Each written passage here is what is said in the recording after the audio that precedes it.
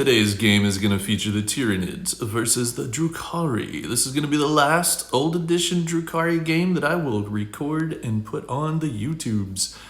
Playing against my good buddy Chad and his Tyranid monstrosities. We have Archon as Warlord for myself, Neurothrope. Admittedly, we're not 100% sure if that's a Zonethrope or Neurothrope. It's really old metal model, and neither of us are super experts in old metal models just yet, but that's not the point. We will be back in just a moment to show you the armies, talk about all their tricks and craziness, and it's going to be a lot of fun today.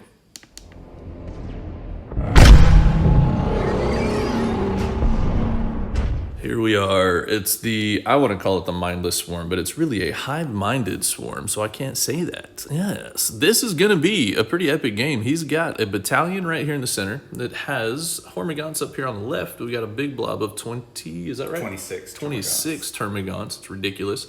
Mr. Neurothrope right there. He has the Synaptic Linchpin as the Warlord trait. We got a squad of 4 warriors. We've got, what was that, 3 Biovores and their little spore mines. I hate them. We got a Horospex. What? And then a squad of 3 Docifexes, Carnifexes, kitted out for monstrous shooting abilities. It's going to be fantastic. A patrol here. He's running Kraken for all 3 detachments. So we got a Turvigon, whatever they call them. Then you've got warriors, you've got more Termagants, more Hormagaunts. You can see where he's going with this. He's got a theme running through this list. Over on this side, we have a little change up. We have Terry, because Terry has painted toenails. Yes, the Tervigon. Then another bunch of, is it 20 Termagants? Okay, so the other 2, the patrols both have 20. Bunch of gargoyles, look at that. They're beautiful coming in here. And then Hormagaunts. Is it 2,000 points on the nose? Is that what yours came out to? It might be 2001. It might be 2001. Super cool. That means I win automatically. Yeah. Game over. We don't even have to roll a die. All right. This is going to be amazing. This is going to be loads of fun. So this is the Tyranid swarms. And it really is going to be a swarming list. Everything will move. Everything. The Kraken lets you roll 3 dice to advance. Pick the 2 highest. It's all going to be fast and nasty. So we'll be back in a second to look at the Drukhari list. All right, folks, the Drukhari forces are here. I have decided today to run a good old-fashioned, plain old goodness, triple party, patrol raiding party matchup here. On the right-hand side, we have Cabal of the Black Heart. Starting off, we've got the Archon. He is the Warlord. He has Rift of the Living Muse, and there's a little 5-man squad of Cavalites with a blaster in there. Oh, and he has the Warlord Jin Blade. I have Dreazar, the Master of Blades. 9 incubi, because that way in the old book, as we are playing today, they will all fit inside a raider. I have 2 venoms, 1 raider with the dark lance, and 2 reapers. I really like running them with an Archon for reroll 1s. And all the vehicles will have the 6 up Feel No Pain from Power from Pain today. Last time that they'll get that in my game playing, because it's going away. Then the next patrol, we have Cult of Strife. We have Lilith Hesperix herself. She is the honorary warlord, the Alliance of Agony. So she'll get her cool tips and tricks for being the warlord. I've got a succubus as well.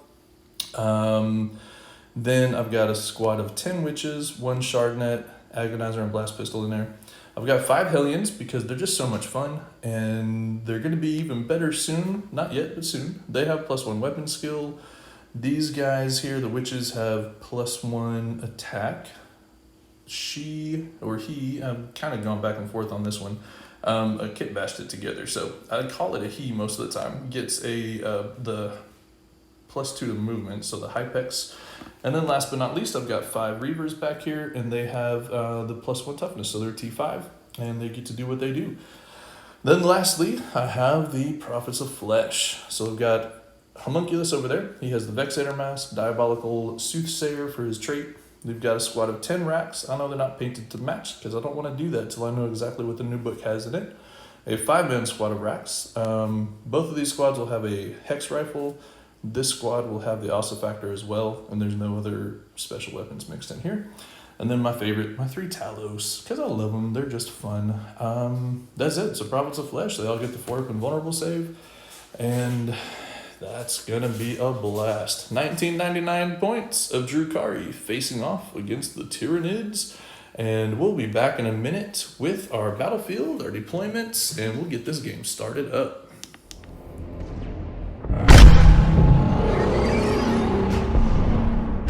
Well, folks, I figured I'd start with this. We're playing the Maelstrom of War. Very excited. My buddy Chad done bought the White Dwarf issue number 461, and it has the Maelstrom missions inside. It's fantastic.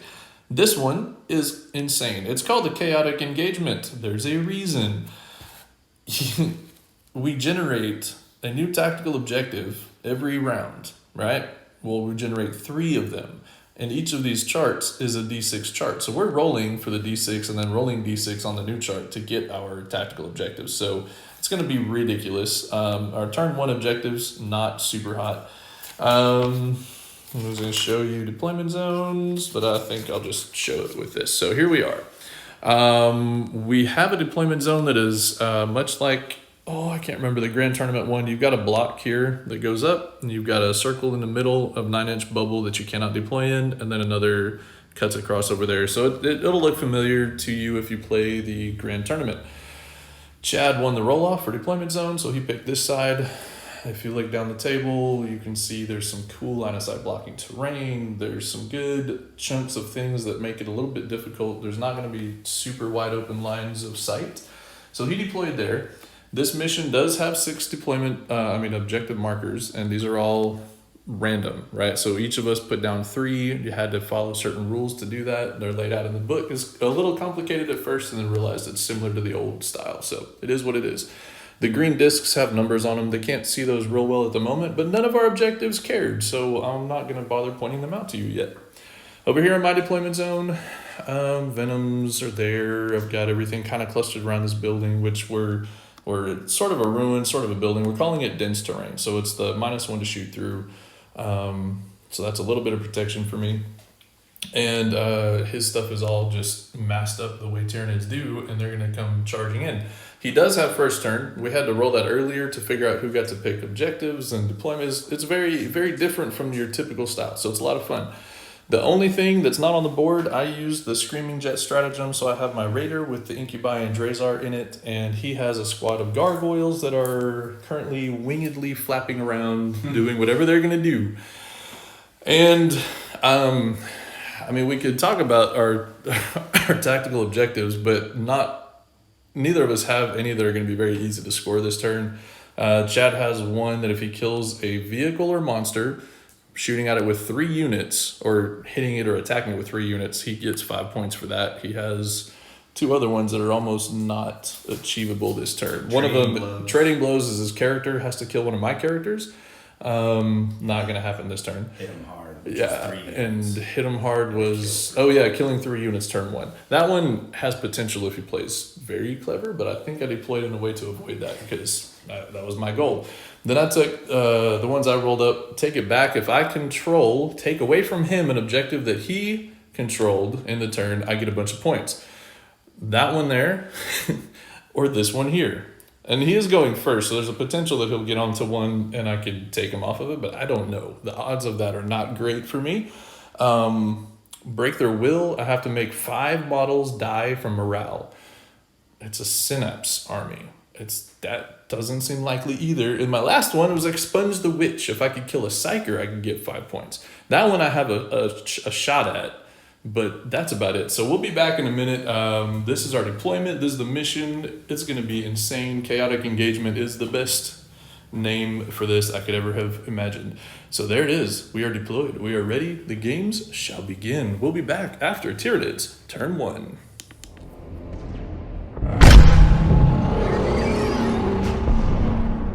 The end of the Tyranids' turn has arrived. As you can see, the pouring through the broken concrete, Durocrete masses, we've got swarms. They're going all over the place, lots of advancing, which this army doesn't care about with all their assault weapons. Advances. These guys sat still. I do have that secondary where if I can take back an objective that he has taken, then I get 8 points. But he decided if I'm going to be on an objective, I'll really be on an objective. So that's going to be not very fun. And neither is this one. He did not score any of his objectives this turn, which neither of us really expect to. And I did lose 2 Hellions. They were sticking out far enough for his Hive Guard that advanced to be able to pop shots at them. And I did spend for lightning fast reactions, which helped me a little bit, but not a lot. And I probably didn't need to do it. But oh well, live and learn. That is it. Oh, and over here, he did use his, I don't like them, Biovores. Took 2 wounds off of my Venom, and missed 1 time, which is what he always tries to do, which is hilarious. So he did manage to miss 1, so I've got a stupid little Spore Mine over there. And I don't remember if I even pointed out, he used the stratagem pregame at the end of deployment to drop 2 more bombs of Spore Mines back there. So that's where we sit, coming up on Drukhari, turn 1.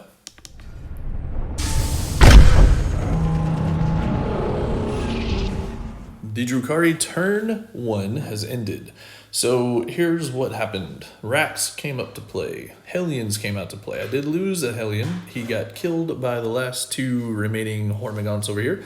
The Rax survived. That was nice. I did shoot and kill 1 warrior. I called him a Hive Guard earlier. They're warriors. I killed 1, and I put 1 on 1 wound remaining in the back. A lot of weaponry, a lot of splinter rifles. I think 1 blaster hit and killed 1. This guy's dead. Forgive him. The Succubus got left behind because my witches came forward and then charged into the big group of Hormagaunts here and were able to kill them. He did spend the command points to interrupt, so I lost 2 witches from his interrupt, and then we killed the squad.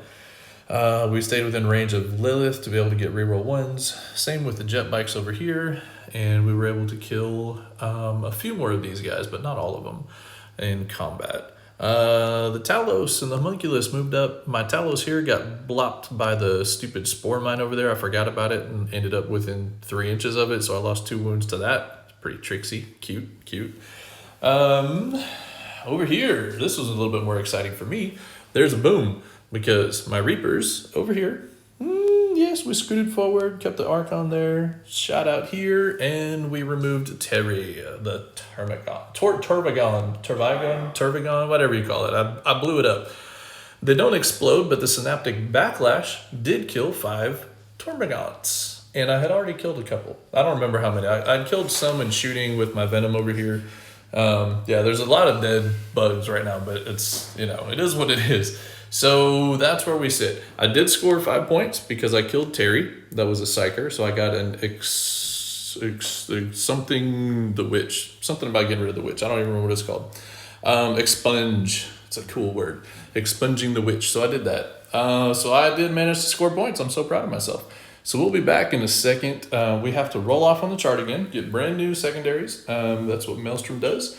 And see what happens. We'll see what's left standing once the Tyranids have had a chance to lash out and strike back. Coming up with Tyranids, turn 2.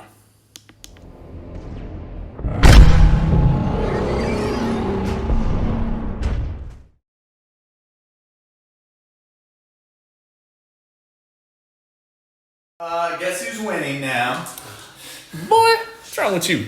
Mr. Proud of himself. He actually has hit me in a way that I was hoping would not happen, so it kind of hurts. He killed my Rax with a lot of shooting from over here, so he spent a whole bunch of dudes to kill that, and they got all the Rax, picked them all up. Really, there were 3 left at the end of the shooting, and his stupid Spore Mines did, 5 mortal wounds, I think it was, on the 3 Rax that were left, so I didn't power from pain through those.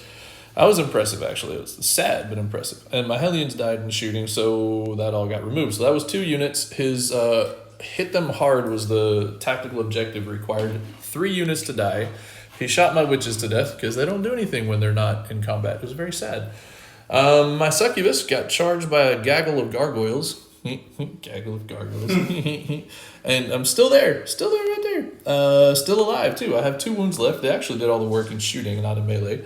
And over here I lost 3 of my jet bikes, so that was disappointing, and that was also largely due to the Spore Mines. Trashy little whatever. So he killed some things I really needed to not be dead. These guys fell back, so they're over here. The 2 Hormagaunts that survived earlier in the corner just fell back and got around the building so that he could shoot everything. And all this stuff kind of shuffled, except for the Biovores. They're sitting still. Those guys moved up. The Neurothroat moved up. And that's pretty much all there is. The Carnifexes over there and the Warriors all tried to charge the racks, but they were pretty far out by the time I'd removed casualties, so they didn't make the charge. That's it. So he's at 8 points. I'm sitting on 5. Yeah, it's my turn 2. I'm going to try to retaliate by killing stuff, but that's it's interesting. Very interesting. So we'll be back with Drukhari turn 2 in just a second.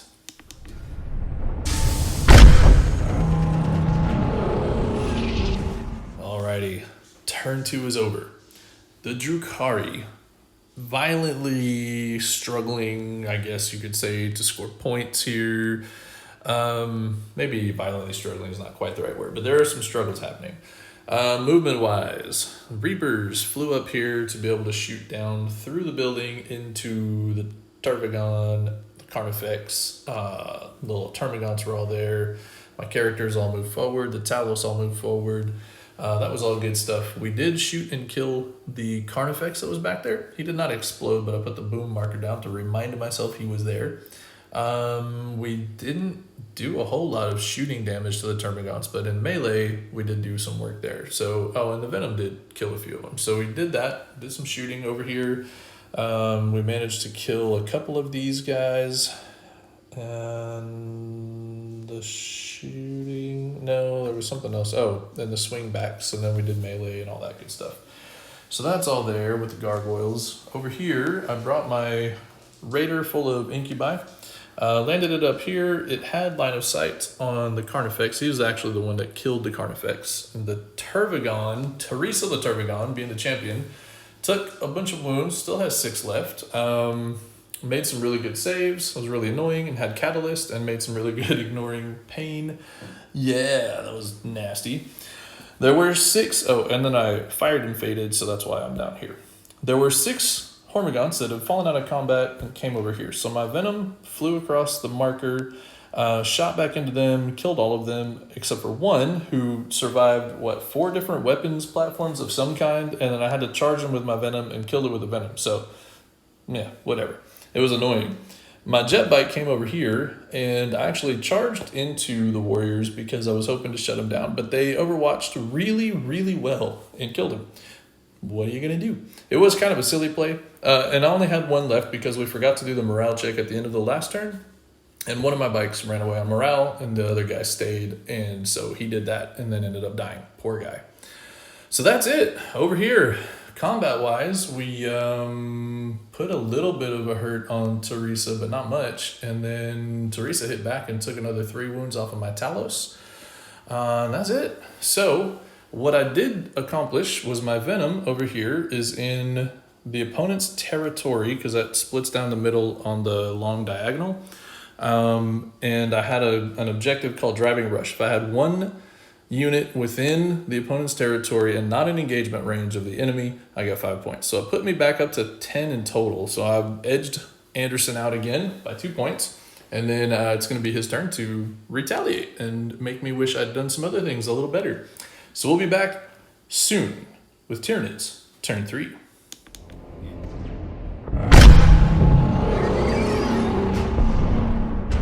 The Tyranids turn 3 has come to an end. This mess of death has moved forwards. Did a lot of shooting, didn't kill as much as he hoped. He did take a few wounds off of the Venom, but it proved to be rather hard to hit, as it's supposed to be. All of them actually shot up at the Venom, including the Horospecs. These boys all ran forwards and advanced. The Neurothrope, or Zoanthrope, moved up here. He had a secondary that was to do 5 mortal wounds, and he did. He killed a Talos, so that worked out perfectly for him, giving him another 5 points. These guys back here moved a little bit, which meant that they hit a little worse, which meant that I've got now Spore Mines around my Archon. Shame on him. They all moved and advanced to get up here under the subjective, shot twice with the Warriors in order to get rid of the Venom. I lost 1 guy getting out, so we're contesting this, and this objective could be a big point swing in the game based on secondaries. Back here, the Raider is still there. My Archon took a hit with the Spore Mine. Biovore did hit him once, and I believe that was it for the turn. So that's where we sit. We both have a secondary where if we can hold 2 or more objectives in the opponent's zone, then we'll score 8 points. So I'm trying to hold this one, and I'm about to hopefully kill Teresa, whatever, in this phase, down to 2 wounds. And then, what is the other thing? So if I can hold this one and hold this one, then I'll get 8 points at the end of my turn. It's at the end of the battle round. If he is able to successfully hold this, then he'll get points for holding his ground. So we have 2 conflicting objectives there. So that's kind of spicy. And I think that's all that needs to be said for this battle round, for turn 3, at least for the Tyranids. So we'll be back in a minute to see what I can come up with for the Drukhari, turn 3.